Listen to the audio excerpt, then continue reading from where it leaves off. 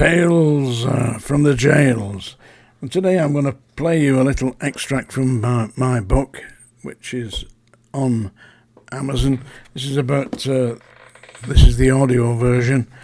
It's about the inmate called George Davis. Now, in the 1975-76, big campaign all over the UK, all over the television, people climbing up trees, locking themselves into the treetops, handcuffing themselves to railings, digging up the cricket pitch at Headingley during one of the test matches, pouring oil all over it, causing a right havoc. Even had Roger Daltrey, the lead singer of The Who, on stage with a T-shirt that read, "George Davis is innocent." And this is my account from the book, HMP Manchester Prison Officer, of meeting up with George Davis when he was at Wormwood Scrubs on C2 Landing. And this is the audio book. It's available on Amazon. Here we go, I'll play it to you. 17. The Sweeney. I was soon back on duty at the Scrubs, patrolling C Wing, making a living as a prison officer. On my landing, there was a celebrity inmate whose name and image had been all over the media.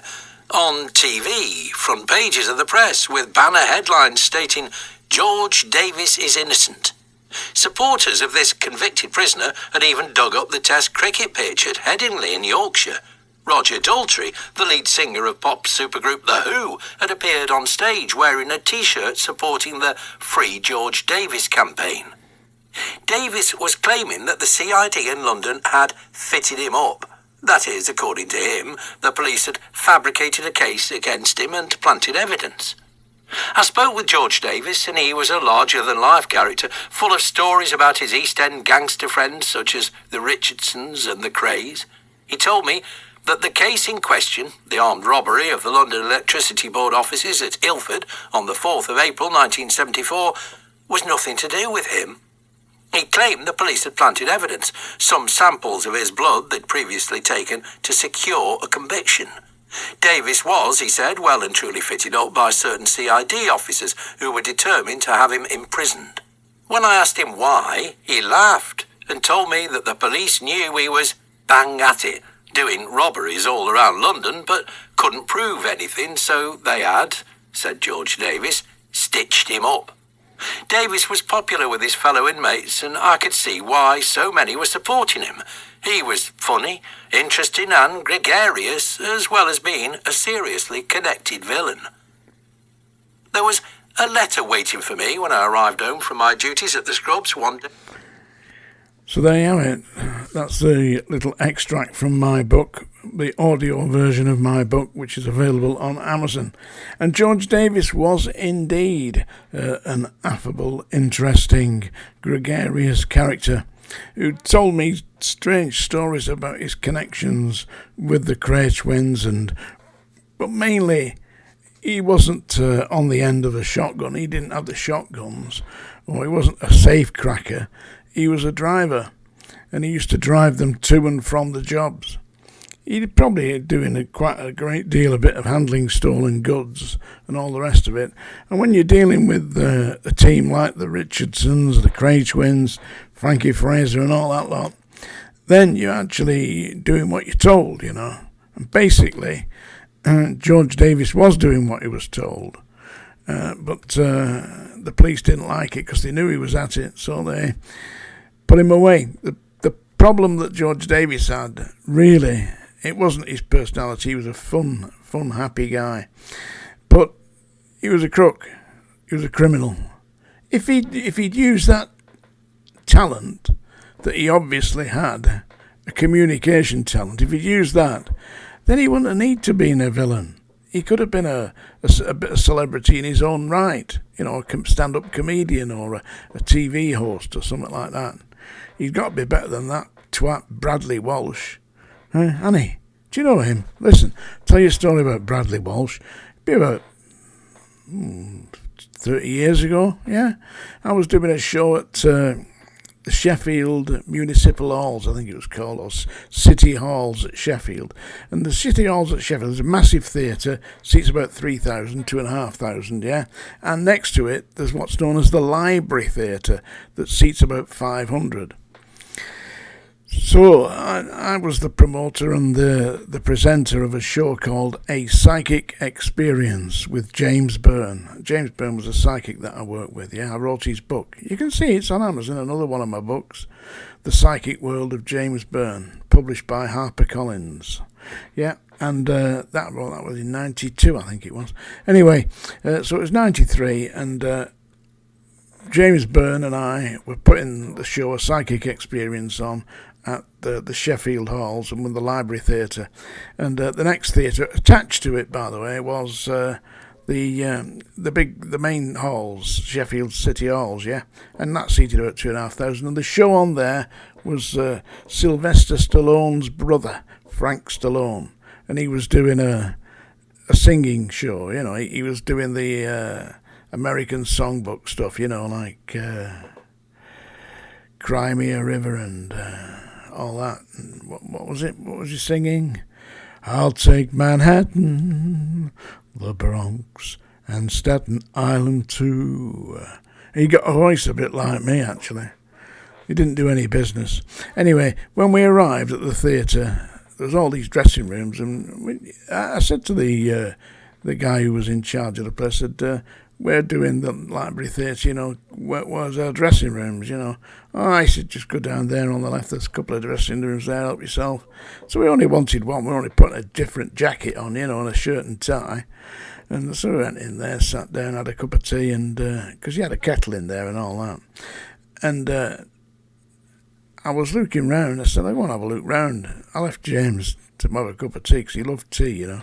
So I went and had a look round the theatre, and there on the stage, seriously, in his underpants, nothing else, just his underpants, no shoes, no socks, no shirt, no vest, bare-chested, in his underpants. Y-fronts, by the way, not boxers. And he was stamping up and down the stage shouting, "Have you worked with me before?" Shouting at the cast, you know, and the other people who were on. That was Bradley Walsh. So I thought, what a silly cunt he is.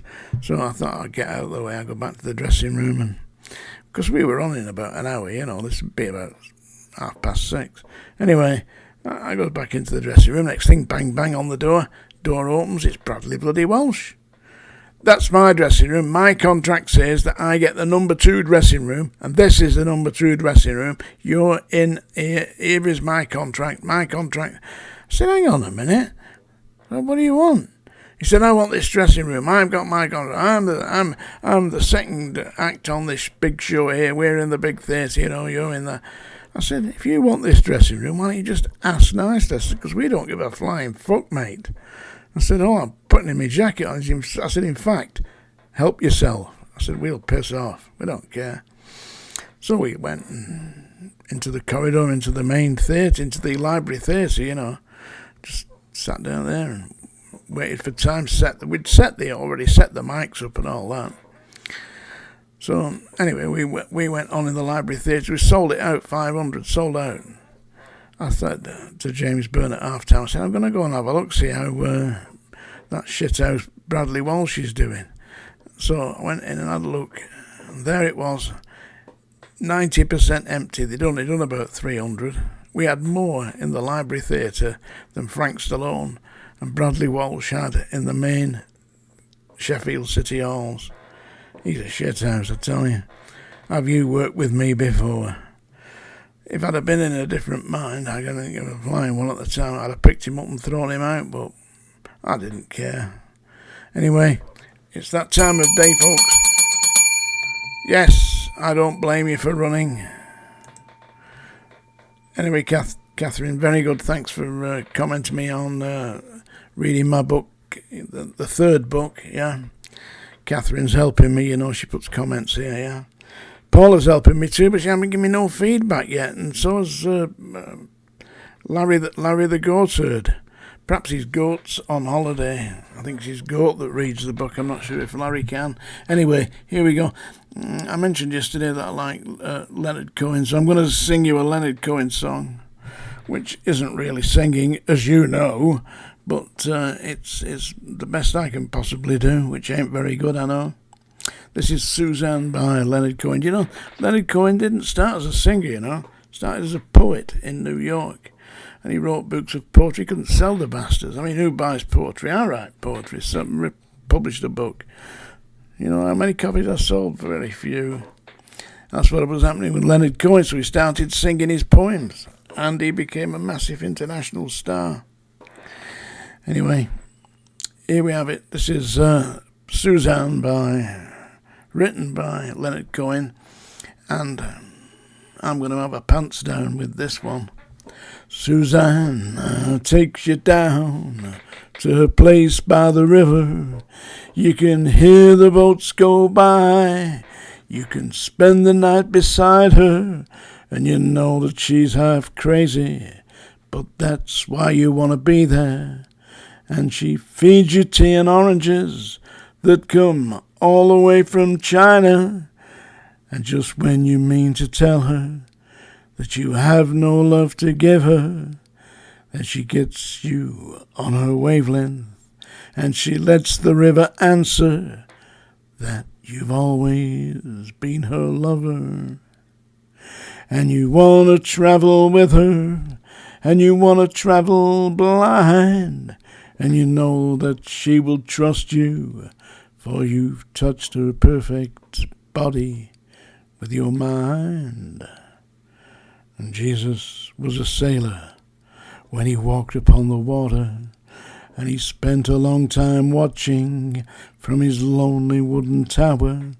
And when he knew for certain only drowning men could see him, he said, all men will be sailors then, until the sea shall free them. But he himself was broken long before the sky would open. Forsaken, almost human, he sank beneath your wisdom like a stone. And you want to travel with him, and you want to travel blind, and you think you'll maybe trust him, for he's touched your perfect body with his mind.